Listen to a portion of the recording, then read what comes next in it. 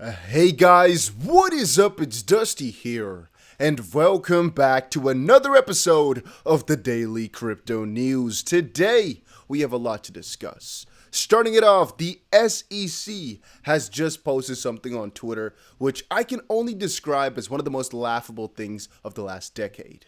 Update: the SEC updated a list of unregistered entities that use misleading information to solicit investors. Check out the update list here. And the most fun thing about this, obviously, is just everybody memeing them in the comments section. I mean, if you have no idea, the SEC is an organization meant to protect U.S. investors. But with this whole Ripple versus SEC case, the most prominent thing they've done is hurt investors and do a lot of shady thing in the background, a lot of shady stuff. For example, Jay Clayton is now accused by quite a lot of parties for some shady stuff. Same thing for William Hinman. And, I mean, there was also another scandal over in the SEC earlier last week with some adult content, let's call it like that. But yeah, look at the memes right here. Look at everybody just joking about them. Jungle Inc. saying, I don't even see SEC on that list. And it was really funny to read through this. And even James Phelan posted it out.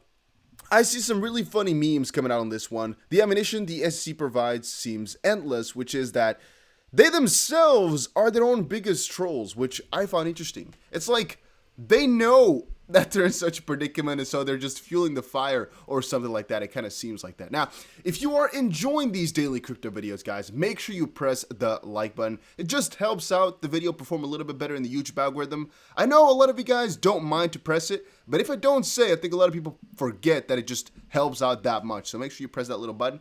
And I guess my question of today is, did you experience any fishy stuff today regarding exchanges? Just yes or no. The reason I'm asking is because I posted a little bit earlier on Twitter that I had some issues with Bitrue.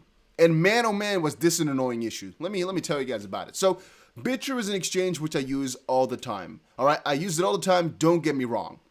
I have multiple accounts in there. Not sure if that's a lot, but whatever.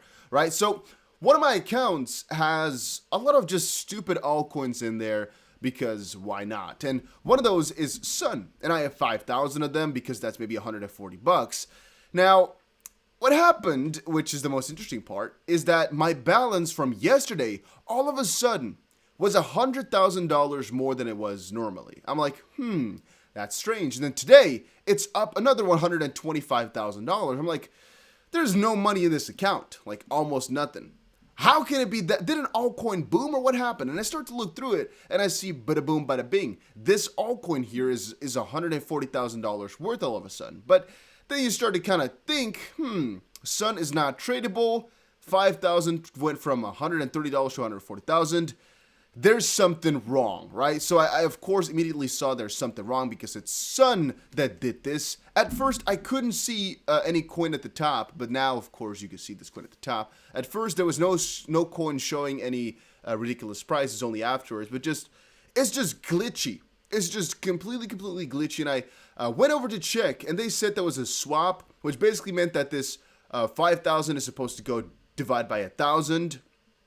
And so the value, of course, is still about $140 or $130, but you guys get the idea, right? It messes with somebody's mind. It got freaking sweaty palms because all of a sudden there's $100,000 extra in your account. Makes you realize something. It makes you think about things. And again, it's a glitch, so it's not really fun. But then again, it's not a good glitch. It's not a fun glitch to have. Because as I just said, it didn't show any specific ridiculous altcoins at some points. And here you can see it deviated, all right? There's actually multiple screenshots that I have of different values as well. Some points is 60,000, some points is 14. Some point there's nothing on Sun, so Sun is just $130, and the value of my account is still $40,000 more than it should be, which is just, it messes with somebody's mind, man.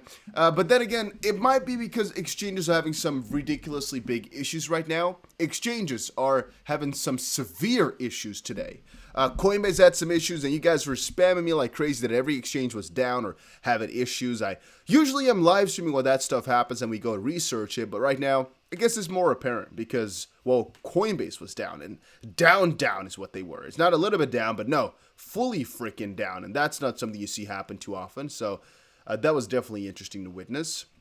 Now, here it says Binance and Huobi blocked by biggest search engines in China. I just thought this was interesting because this quote unquote FUD also just came out right freaking now. Breaking on June 9th, all Chinese search engines such as Baidu and Sogou have blocked the three major exchanges Binance, Huobi, and OKX. Huobi primarily was used a lot over in China. I'm even daring to say it's a Chinese exchange. And right now, Huobi, no, I'm just betting. I have no idea what it says right there. Huobi, Binance, or whatever have been blocked by the Chinese search engines. That's not good. Oh yeah, it says Huobi. It's been blocked. You cannot find anything anymore on Baidu. And here on the other one, I don't know what the name of this one is. It is Sogou. It's also been blocked. And then somebody else, Bluefish, says it isn't. Because you have Binance.co. I think this is fake. He says even did not use a VPN. Maybe this is the official one over in China.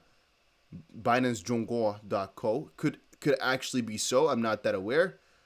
And change your name from Blue Blockchain to Specialist Bitcoin FUD. Maybe it's fake. This guy says try your computer. Baidu is working. I'm a little bit confused with all of this.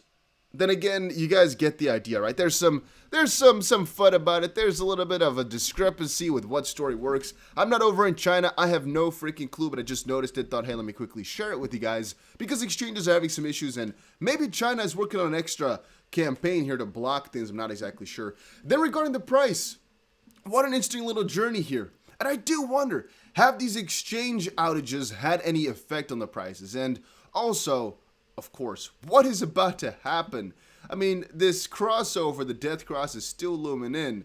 Then again, I also wonder, have these Wall Street bet type of stocks, which have been outperforming like crazy last couple of days, have any effect on it? Have they done anything for them or no? I really have been wondering that for the last couple of hours too. Like, maybe because this is having such a huge recovery, some people are heading back over into crypto because the searches are up or something like that. Not exactly sure, but it's an interesting situation. Then to continue on, and by the way, guys, if you're watching this far, make sure you press that like button just to help out the channel a little bit. And if you are enjoying the daily crypto content, make sure you press the subscribe button.